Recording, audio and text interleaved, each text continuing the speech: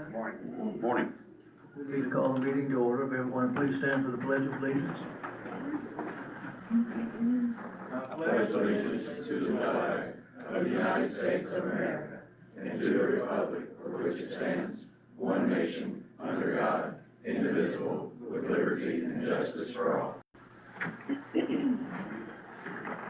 Everyone please silence your cell phones. Ms. Sullivan, roll call please. Mayor Plummer, Here. Commissioner Brooks, Here. Commissioner Fields, Here. Commissioner Gray will be absent today, Commissioner Galbraith. Here. We have a quorum and ready for the transaction of business. Ms. Miller, you ready to go today? Yes, ma'am. Okay. First item we have is approval of the minutes from April 8th, 2025. May I get a motion to approve? So moved. Second. We have a motion and a second. Are there any comments, questions, or corrections for the minutes as presented? Hearing none, all in favor? Aye. All opposed? Motion carries. Next item we have, this is a first reading of ordinance 2025-12. As y'all are aware, this year we have been working to do budget amendments on a quarterly schedule so that we are more closely tracking the changes. Certainly we expect there will be one final amendment as we head into the end of the fiscal year, but this is our third quarter budget amendment. On the general fund, we're really focusing on two things. One is recognition of some insurance proceeds that came in that will offset some vehicle damage costs. And the other thing that I wanted to highlight is internal staff has been working to do what they can to start some of our initiatives related to collections of outstanding business license or past due occupational taxes. You all are aware that we granted the program for some of our independent contractors that allowed them a period of time to make some payment arrangements.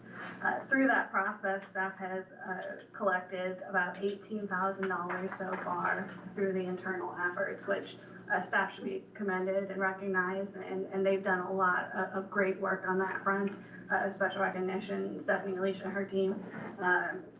So extremely proud of that, but what I'm bringing forward to you all, the reason that instead of just putting this into revenue like we normally would, is if you recall a couple of months back, we talked about really in order to keep this program forward, having a resource dedicated to those types of efforts, what was going to be a critical piece. At that time, we talked about bringing in a temporary employee to start to build that program, and we would look with the new budget year to determine whether or not that was going to be a permanent role. I had not executed that temporary role, and the reason why is when we went back and evaluated our personnel budget, typically when we do our budget projections, we estimate some level of turnover at different departments, and this would come out of the admin team's budget. And one thing that I'm extremely proud of this year is we've had very little turnover in our admin team. There's been a lot of stability. Well, what that created is we didn't really have that room in our budget to go ahead and pull in a temp. So what I'm seeking to do is to take these funds that were unbudgeted, this revenue that's come in, recognize it as revenue in those temporary salary lines and go ahead and fill that temporary role. And so we can get that process started and then a decision can be made if that's going to become a permanent role. I do think that's going to be a recommendation that comes forward in the budget, but that's a piece there.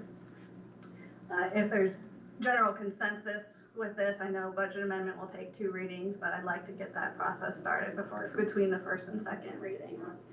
On the utility fund, we also are seeing some funds coming in associated with some insurance proceeds for some vehicle damages, as well as some pass-through money related to the 460 project that we're doing.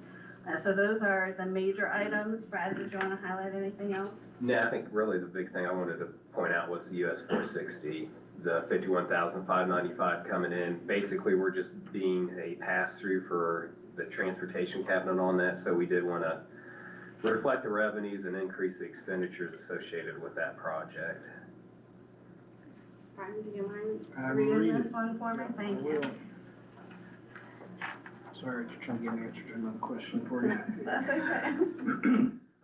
This will be ordinance 25-12, an ordinance of the city of Paris, Kentucky, amending the annual budget for fiscal year July 1, 24 through June 30, 25, estimating revenues and resources and appropriating funds for the operation of the city of Paris. So on the governmental funds side, this amendment reflects new budgeted revenues of $13,786,729, which would leave total funds available of $23,633,613, and new budgeted expenditures of the same amount as the revenues, $13,786,729, leaving an estimated ending fund balance as of June 30, 2025 of $9,846,884. And then on the proprietary fund, utility fund side, the budget amendment reflects a change to total revenues budgeted of $28,636,271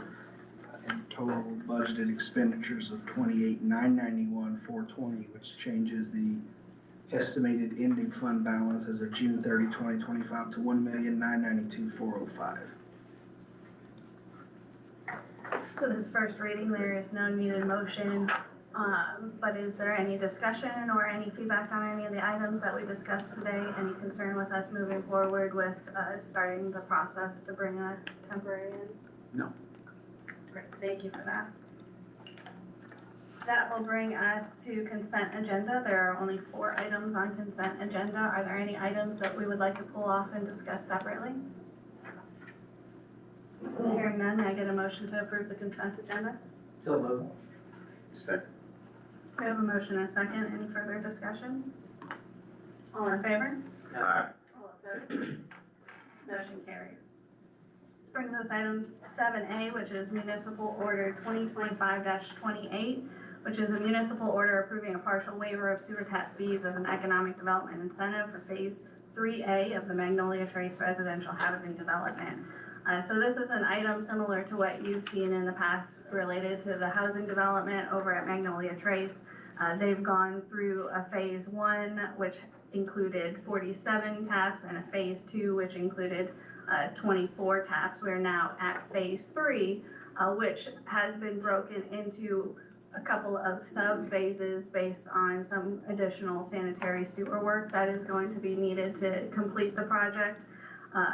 But as they move forward, and I will tell you that they've done a great job of keeping things moving forward. We've seen them execute what they've asked for. There is a request for some additional waiver of the sewer fee, similar of what we've done in the past. So what is before you is a municipal order that recommends up to a 60% reduction in the sewer tap fees. And that would be applicable through June 30, 2027 is when that would apply for. This is an estimated waiver of about $24,840.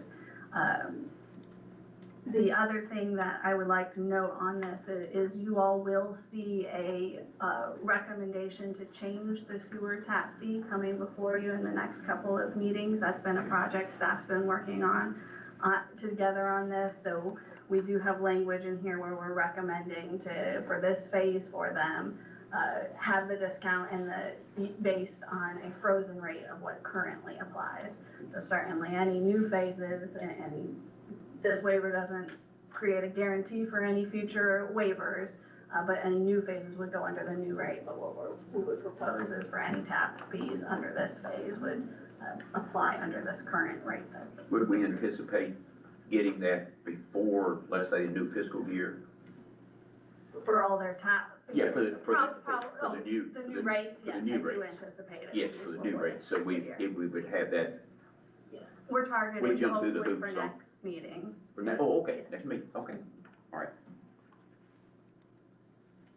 And they are here with us today if you have any questions about any of the development going on out there. I'm pleased with the progress that's been made, and certainly this commission has recognized that housing is a need from an economic driver in our community. So I think it does align with our priorities that have been developed. I just curiosity, hey, Mike, after phase 3A, how many other phases are there?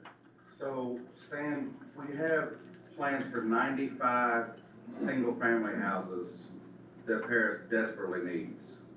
The issue is, the biggest issue for us right now is, after this phase, we're stuck, because there needs to be some sanitary Right, upgrades to the Forest Forest Mill Mill, or Forest some- Mill Road, right? some kind of Yeah. project. So, we're rapidly approaching a standstill if that doesn't, proceed.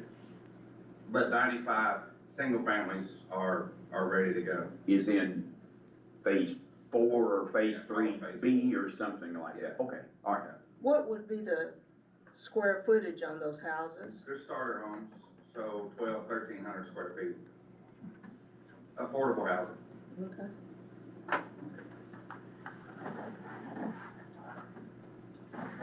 Thanks, Mike. Yes, sir. So moved.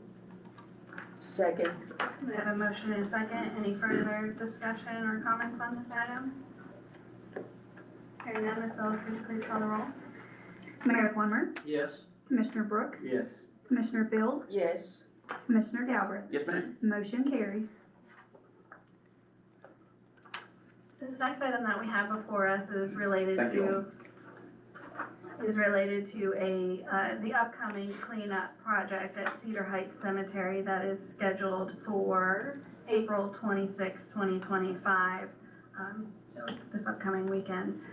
What was originally requested is that we considered allowing the transfer station to remain open. Historically, Rumpke has provided a dumpster at no charge to the community for this event, with all of the work that they've been doing with flooding and storm damages in eastern Kentucky. They don't have that free community giveaway at this time or any dumpsters available for free to give away. So those working the project had requested that we leave the transfer station open. It's not typically a Saturday that we would be open, so when we really looked at what the proposed cost for us to do the transfer station with labor and staffing and keeping it open and the dump fees, a real more feasible option is if the city would choose to provide a dumpster for that. On site, On site. on site. Yes, that is correct, which we're happy to do for the community. What is before the commission for consideration is there's a request if there could be a waiver of that fee. And so that is $428 would be the amount of that fee, plus $28 a ton for anything over 4 tons, but traditionally, we don't see that during the cleanup. So You that might this time.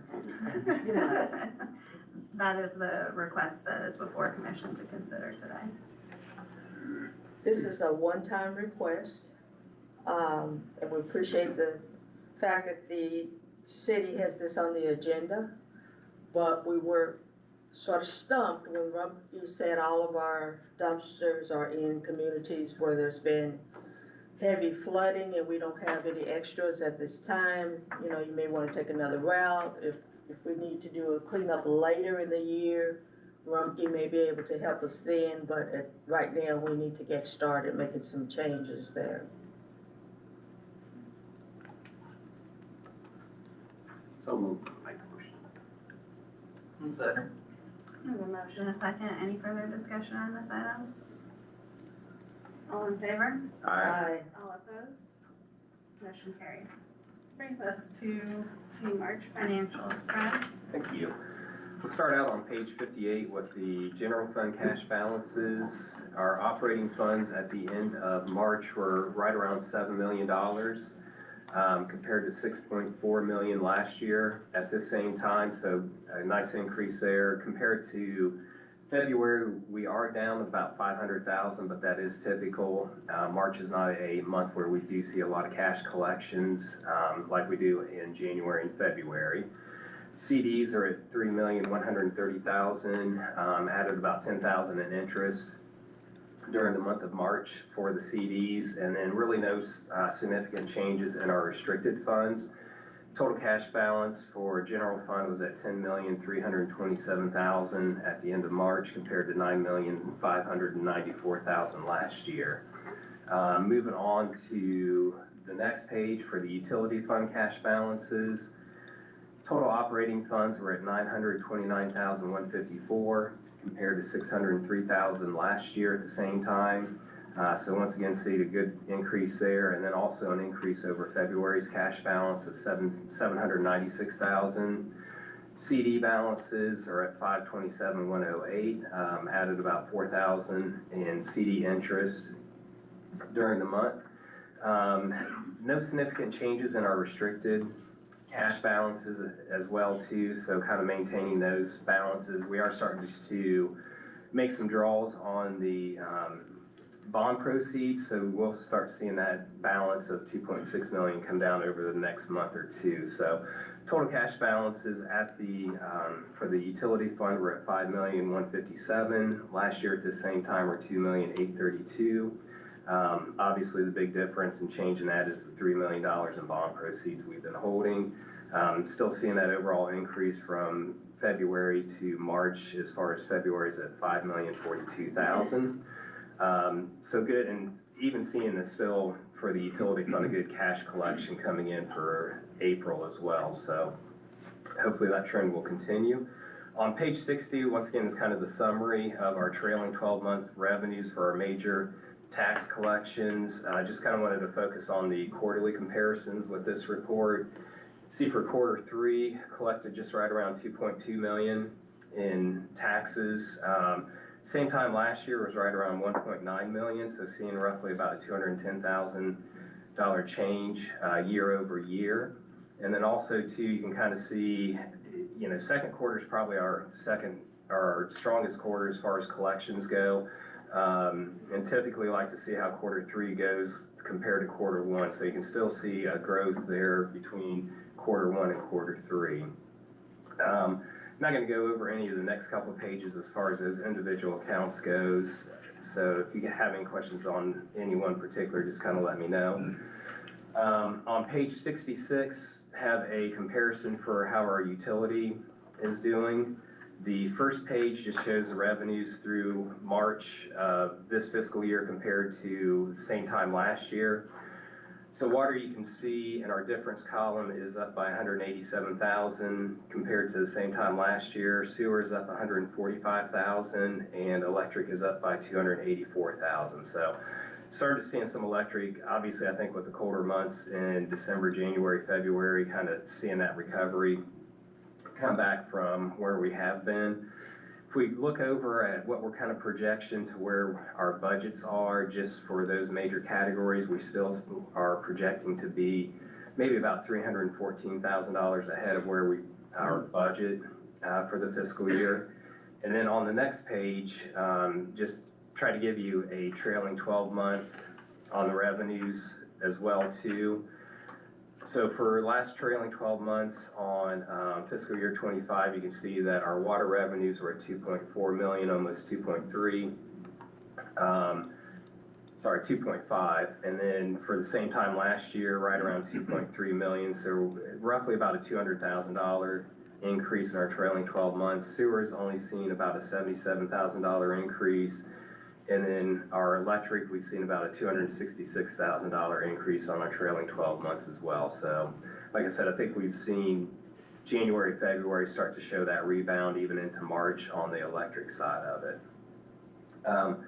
Page 68 is a new kind of financial, and we'll work to maybe modify this some to help you guys understand a little bit more on maybe each one of the department as far as cash outlays go, and then also to show maybe, you know, some of the different revenue streams coming in from grants, contributions, and also loans as well too. So in this, if you look at the audit report, this will be something that is very similar to the audit report layout for the statement of activities that they produce. So the top side of it, we do have the general fund. You see total expenses right now in the general fund of $9,886,582. Do want to point out that in that total, we do have $1.3 million in outstanding purchase orders. And typically we have not tracked those purchase orders. So that's something that we've been tracking this year, and why expenses kind of are trending a little bit higher than normal. Next column's over in the revenues, you'll see from operating grants and contributions, From joint agencies, the 238 is a transfer over from the utility fund for the 911 fees.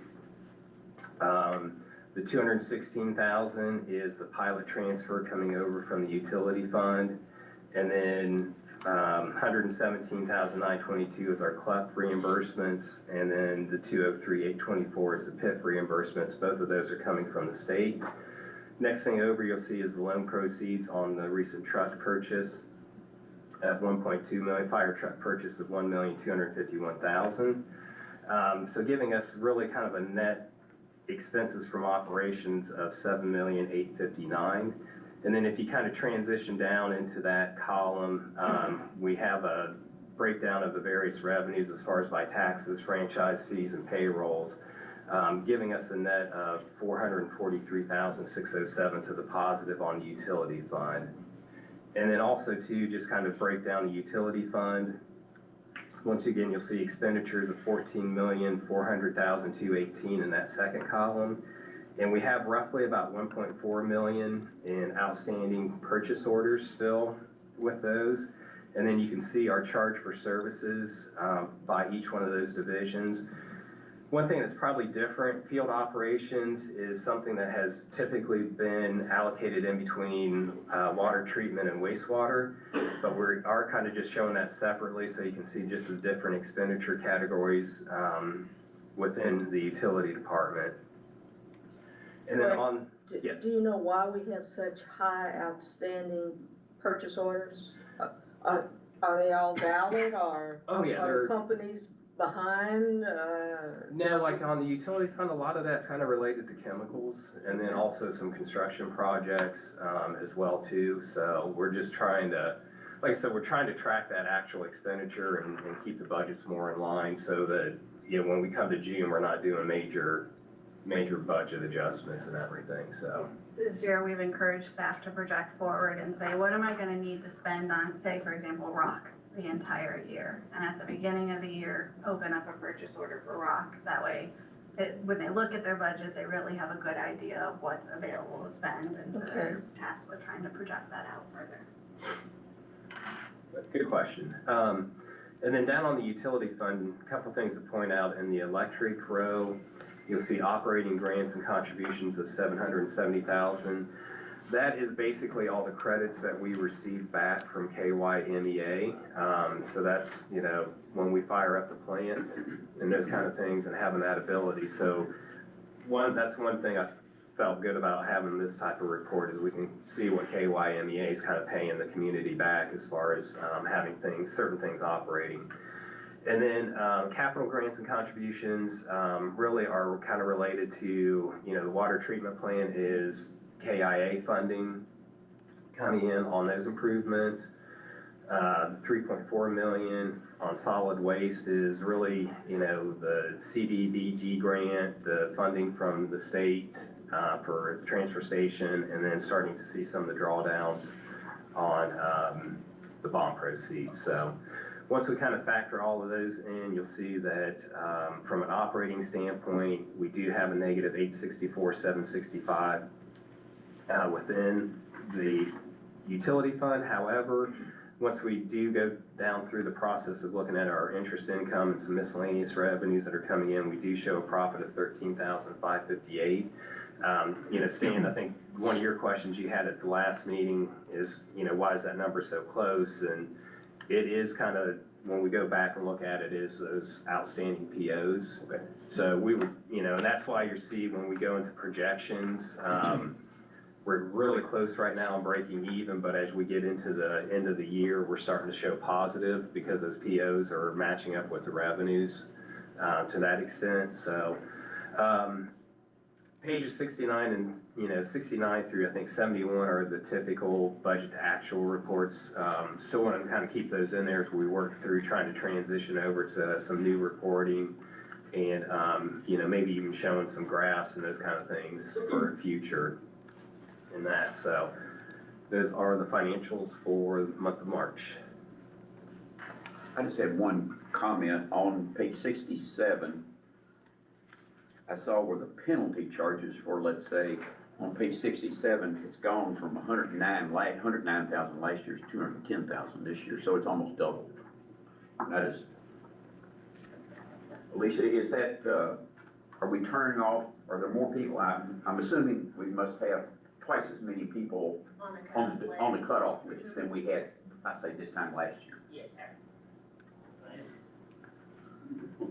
Sounds like they're paying.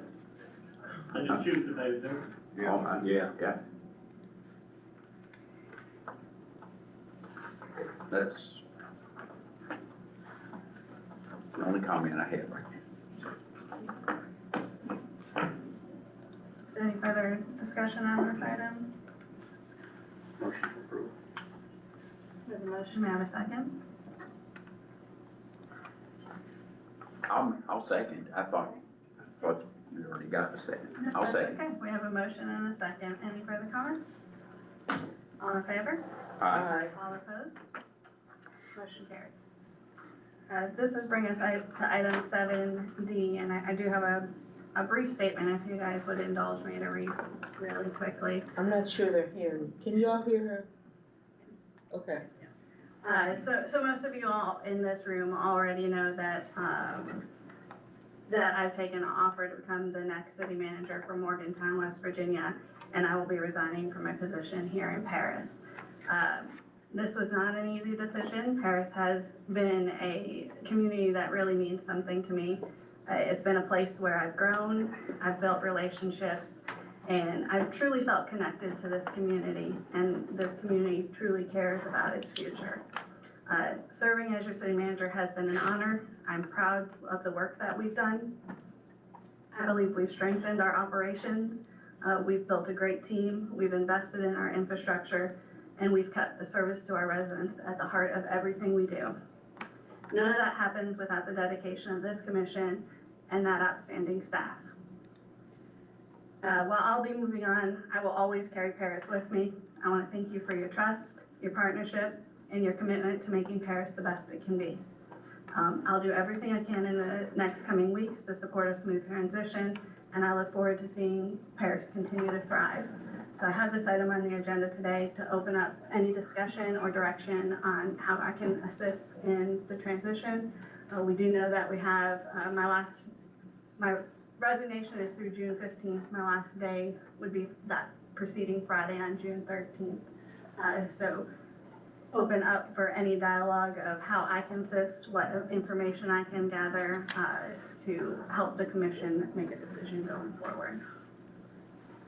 I appreciated your email that you sent to us, let's say last week after you were taking this new position.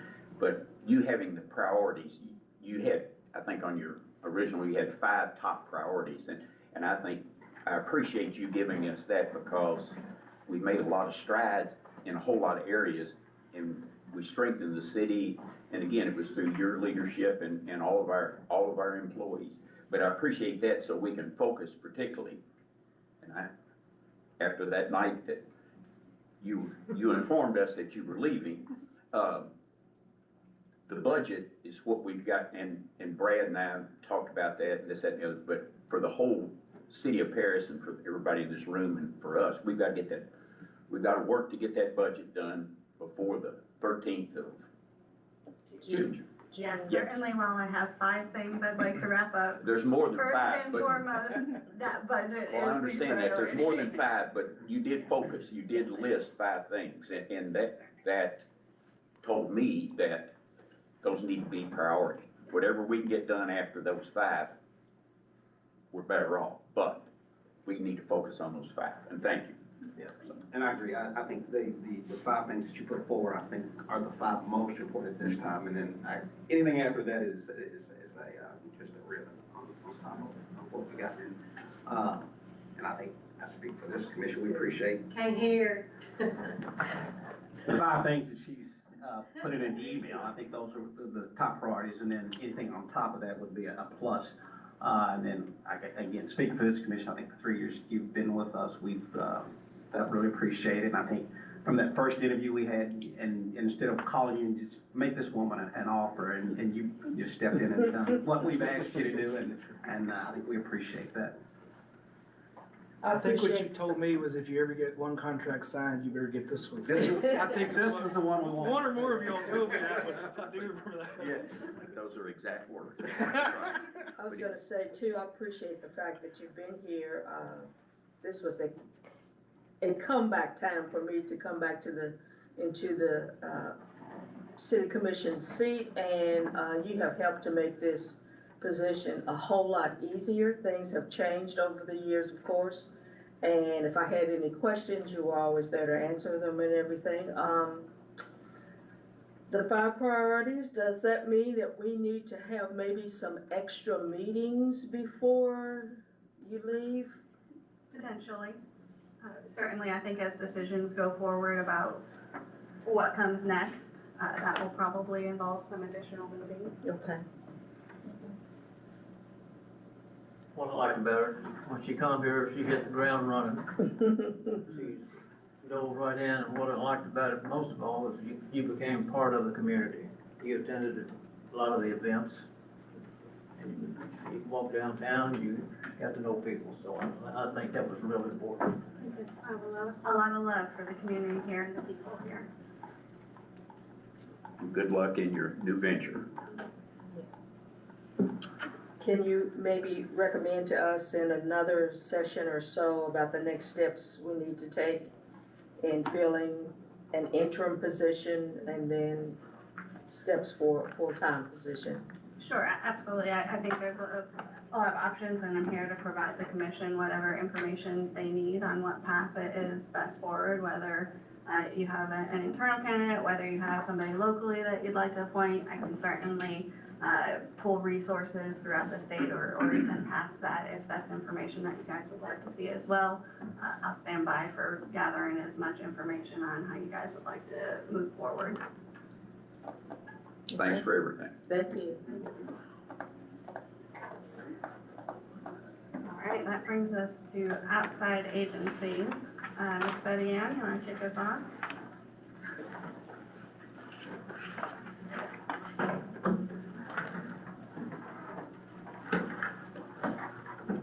Well, first off, let me just say that on behalf of the Bourbon County, Paris Bourbon County Tourism Commission, we wish you the best of luck.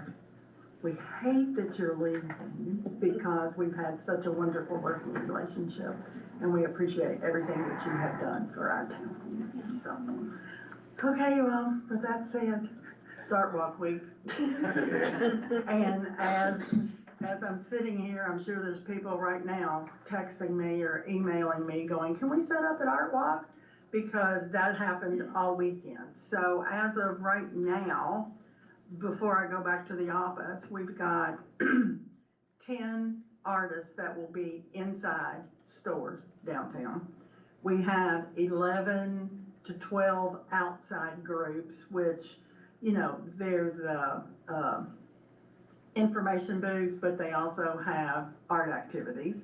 One that's gonna be really fun, the Triple Crown Theater is gonna be doing outside karaoke, so that's gonna be interesting. There's 5 food trucks, so I've been watching the weather because of course it's rain or shine, there's no contingency plan because the stores are open and people have gotten things ready and food trucks have been buying food, so it's rain or shine. It was 90% chance yesterday of rain. It's only 60% today. So hopefully that will work. We do have these. They hang in the windows of all the stores that have an artist so that people know, come into our store. So we pass these out to the people that have artists. So we've done extensive advertising, so hopefully just say a little prayer about rain. So anyhow, the next thing next week is the Paris is for Horse Lovers Derby Week. And you've been seeing that advertised, and we've got some really nice windows downtown celebrating the 2023, I think, farms and 18 windows and activities next week. include, Golden Chance Day at Bourbon Boot on Wednesday from 11 to 3. That's a free event. Everybody's welcome to come. Miss Lehman will be there, and Mike Manganello, the jockey, and the rest of the family. So that's gonna be nice. Littles is doing juleps and horsetails, and she's teaching how to make mint juleps, and Dr. Copeland will be there one day to talk about, horse stories, and Ursula Ellis is also gonna be there one day to talk about, horse stories. Melissa Jurgensen is leading tours of the farm windows. Daryl Pointer and Andy Embry are doing a tour of the hotel. And on the same day, Debbie Pointer and I, well, it's together, basically. Debbie Pointer and I are doing Behind the Ropes at Secretariat Park. After that, the group will go down to, All About Kentucky and have a mocktail. You have to be 18 to come to this tour because it's construction zone, not to drink. It's a mocktails. Let's see, oh, also, every day at 4:30, Bourbon County, Whiskey House, they've got like 5 farms, and they're going to do meet the owners. So the owners of the farms will be in to meet and greet people. So, Margie Layton's done a really good job of coordinating all this. The Downtown Business Group has done a great job of working together to get all this done. So hopefully we'll be able to do this every year. The official visitors guide is out, and I have ordered 2 cases, but I haven't gotten them yet. Our ad is here, and it says eat, shop, stay, play, relax, and drink your bourbon in Bourbon County, where it all began. So, as soon as these come out, I'll get some over here so that everybody, as soon as I get these, they're already out. I'll bring some over here. Tomorrow, we're showing Lisa Brin from Film Lex around town from 2 to 4. Going with me will be, Allison and Debbie Pointer. So, she wanted to see so many things, 2 hours wasn't gonna do it, so I texted her and said, can you stay longer? So we'll see what happens. They are just scouting, they're not filming anything, they're just coming to see what we have. Any questions? Thanks, Betty. Thank you. Let's hope no rain Friday. That's right, Okay. but even if it does, it's rain or shine. Rain or shine. Bring your umbrella. Ms. Allison? Well, I want to echo Betty's sentiments in the Tourism Commission. I know I just got here to the chamber, but thank you for your support and mentorship over the past 8-9 weeks. So, don't go. I'll stop begging and pleading. Okay, I'll talk a little bit about chamber. Okay, upcoming events, we do have our first Coffee and Commerce. That's on May 2nd at 9 a.m. until 10 a.m. at the YMCA. They are our first host for that. Just a reminder, that is essentially our networking that we are putting into place for the chamber, just an added value to their memberships. The YMCA will be the host presenter. They'll have about 15 minutes, and then we have 2 other businesses, local businesses, that'll have about 10 minutes to present their businesses, what services they offer, any referrals or support they might be looking for from other members of the chamber. So we'll be kicking that off, and then we'll switch over to June, the following month in June, we'll do one at 2 o'clock. So we're trying to kind of accommodate different schedules and times for folks. Let's see, next up on our agenda for events, we do have our golf scramble. That's on May 30th, of course, out at Houston Oaks. The registration is open for that. We're getting teams left and right, registrations left and right.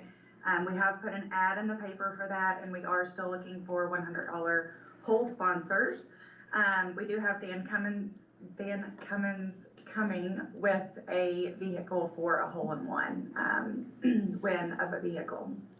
And then you will start seeing some information on the Tour de Paris 5K. That is set for June 21st. I do have the paperwork ready. I've received the encroachment approval back from the state. Just have to get a signature on my check for the application fee, so I'll have that over just as soon as I get that. But that'll of course start down right in front of the Chamber and Tourism office at the corner of 8th and Main. And then it basically goes down Main Street, back around like Duncan, Pleasant Street, and then back down 2nd by the high school, and then ends back up at the Eiffel Tower. So we've got that going on. May 1st, we do have a ribbon cutting. That's at the newest business and newest chamber member, the Bourbon County Confectionery. It's located just down on Main Street at, what's my old address, 602, in the old market spot. So we're really excited to have Aaron there offering up candy, fudge, and ice cream. So those will be sort of his three specialties. So I do believe he will be ready to be open for business this weekend for Art Walk, but we've got that ribbon cutting scheduled for, like I said, May 1st, 10 a.m. And then, excuse me, the last thing is I am still planning next week on the 29th to travel to Bowling Green. There's a Kentucky Chamber boot camp that I'll be attending on the 30th. So I'll travel down the day before, stay over, and then that starts, I believe, at 9 a.m. on the 30th and goes until 4. So I'll be learning more about the chamber world on the 30th. And that's all I've got for you. Any questions? Thanks, Allison. Thank you. Thank you. Thank you. I've got a question. As it comes to the Art Walk, where will it be? I guess the entertainment district, do we know any more? Entertainment district. We're still working with the state through the process. One of the things that we were having some dialogue with them is we are putting up an entertainment district that is only active during special events. So we had requested to say, well, let us put signage out during the special events and on what is appropriate. They want signage placed out all of the time designated the entertainment center. So we're working on, we've got some signs on order that will have to go up, and then they have to come back and do an inspection. So we're still working through that process. It has not been finalized and unfortunately won't be done by Friday. We're almost there. All right, that brings us to staff reports. You're almost done, Mike. Come on. Is that lady here from occupational licensing? Good morning, Mike. Last week, Equal showed up and completed Friday. The software for the scales, they've done that Friday also. Equal's out there today, rocking the rolled edges, the edges around everything, doing the final touches on theirs. Then I think strapping should be soon. The cabinet works people have come back, the additional casework that we ordered for the office for the scale and stuff said all that is, should be getting installed right now as we speak. But all in all, things are wrapping up. Vaughn stopped by yesterday and checked things out. He was happy with the progress from Ken Barron's side, so we're almost there. So, very close. On the 28th, we're, trying to close the old transfer station for training all day. And, the morning of the 29th, we have some additional training, but we can fill in those spots for a I couple mean, hours. next week or next month? Next month, or next week. Okay. Next Monday. Okay. Just long enough, we got all kinds of stuff to train on. It'll be a full day of being out there and training and giving them an idea of what to look forward to when they get to move to the new location. Okay. Any questions? Thanks for everything on that, Mike. That's right. We'll put out on social media certainly that the transfer station is gonna be closed on Monday. We also would invite you to put a placeholder on your calendar for Saturday, May 31st, time yet to be determined. But as we discussed previously, we'd like to take the approach for a ribbon cutting to be more of a community event. So that is the tentative date that we've targeted to arrange for that. Other staff? The city Sharon asked if you wanted to share with anything, if you wanted to say anything with Cindy. You don't have to if you don't want to. Okay. I'm always happy to share. I'm Cindy Summer. I'm the County Occupational License Administrator. I've been in this position since October 30th, 2023. In the past, tax administration has been receive the check, put it in the bank, file it away.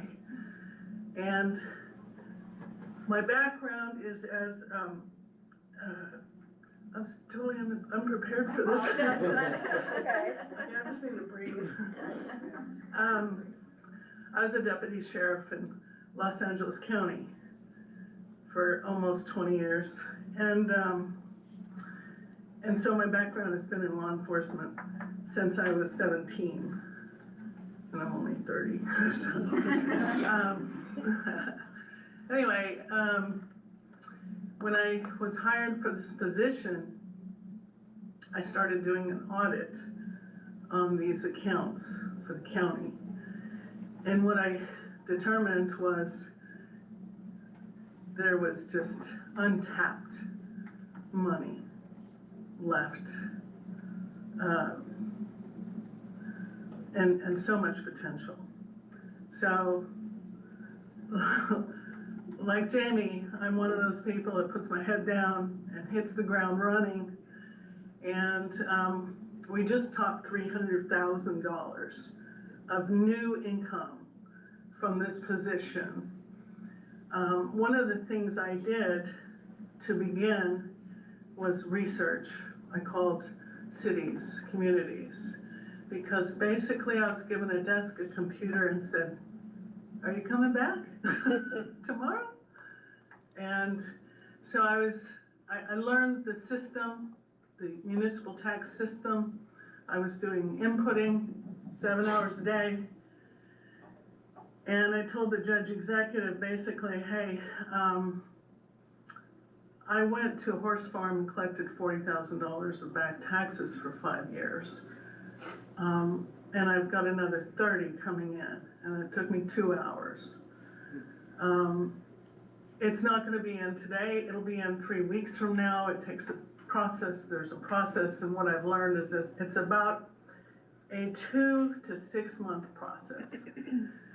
And I said, if you want more of that, I gotta do less of this. So some changes were made internally, and how it's happened is community relations. So I get out in the public and I talk to people face to face. I'm not the tax police. I don't go out, I'm not mean. I go out and I create relationships. And from these relationships that I've built and spent a lot of time building, the money has been pouring in. And like I said, it's a process. It's a 3 to 6 months process. But if I find an account that's past due, which I'm looking every single day, we have 3,900 accounts, and of those accounts, I'm about 1,400 deep. So I have 1,400 open investigations, and each one of those investigations takes time. And so it's been really rewarding and fun and a challenge for me. And I was protecting royal diplomats throughout the world, and I wanted to play golf because I live on the golf course, and I didn't want to travel anymore. And so my suggestion to you is that if you want to encourage your staff to bring on a full-time person to collect what is owed, because there's so much money to be had. Georgetown, Scott County brings in $51 million. He started just like me, one person. Now he has a staff of 7. And basically he said, you will make more money with this one position than you will for any CD that you could possibly put in the bank. And I took the judge executive, his deputy executive judge and the HR, we had a big meeting in Georgetown because Scott Hall has been doing this a lot longer than me. And he basically said, go get him. And I brought him to the office and that in Georgetown, and that is the one thing he said to our group is, if you want to go after this money, it's the most important thing you could do. You will never see the return on one position like you will in occupational tax. And he's proven it. He's set the path. And I've basically tried to replicate everything that Scott Hall is doing with just me. And so I would encourage you to push forward in that direction, because the money that Stephanie and her team is bringing in is just the tip of the iceberg. I have so much more work to do, and it's something I enjoy. I've been given a lot of leeway and trust, but I've earned that trust as well. So that's my 2 cents on occupational tax, and if you have any need for me to come out and speak to the community, I've been all around. I've been to the Tourism Council, I've talked to farmers and as many people as I can gather, because the number one, my goal is to teach people how their contributions as a business translate to public safety, to health and wellness, to community partnership, and to growth of their community, whether it's the county as a whole or a city. And so, thank you, Jamie, for giving me a moment here. Sorry to spring it on you. Yeah, but I think it's really a cool thing to see the progress here. And just knowing Jamie for a very short time that I've been in my position, under 2 years, she's been very encouraging to me, and I'm grateful for that. So I don't know if you have any questions for me, but thank you. Thank Thank you, you. Cindy. All right, now bring us back to staff. Any other staff have anything they want? I know they were kind of saying goodbye, but I'm not saying goodbye. By my clock, you have 52 more days. I am counting the days, but I plan to absorb everything I can from you. So be prepared with a lot of questions. Yeah. And I would like for you to continue to teach and groom us the next 52 days. I'd hope somebody was gonna make a motion to deny the resignation.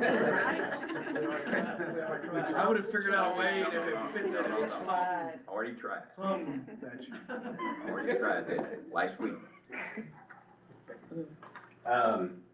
Closing on the police vehicle loan probably this week, so be looking for those to hopefully be delivered in the next month after L&W gets fit up. We did have a investment committee meeting yesterday. Just kind of reviewed some of the performance, looked at some of the economic data that's out there. I think next meeting we'll have a recommendation or two as far as some bank accounts go, for you guys to consider as well too. And then Jamie, I'd like to say thank you as well too.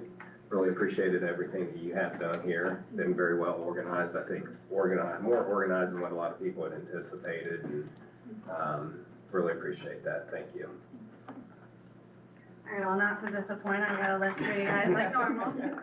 Just some dates, obviously Friday Art Walk, hope ever to see you all there, I will be there too. This Saturday, April 26th, 9th Street between Main and High will also be closed from 9 to 12:30 as the YMCA is holding a Healthy Kids event. Staff is also on Friday, the April 25th, going to be attending the Paris Independent Career Fair. So I always love to see the staff get out there and engage in the school. So thank you to staff for that.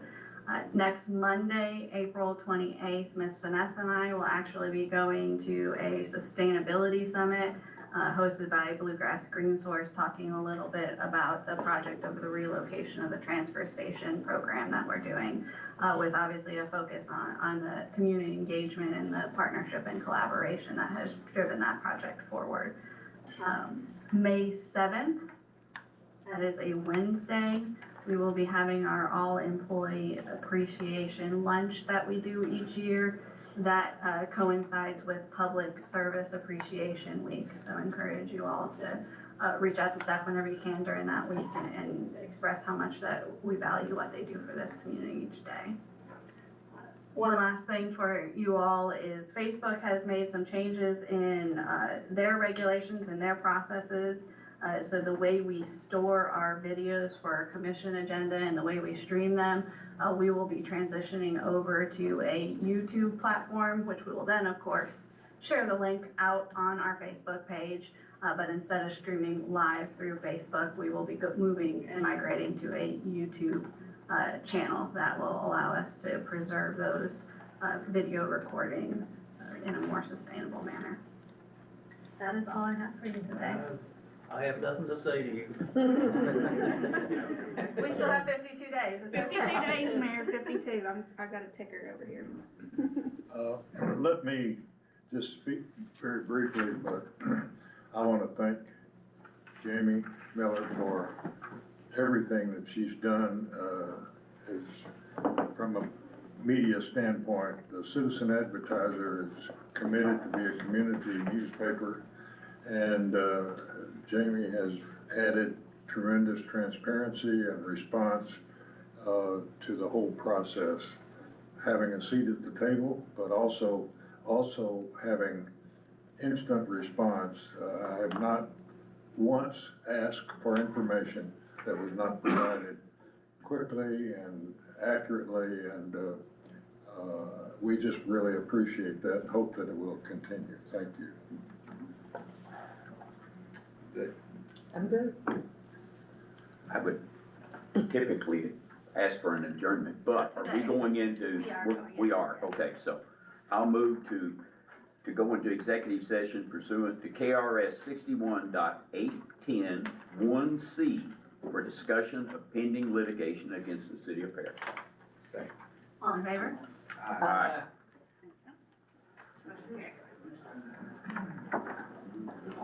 Motion carries.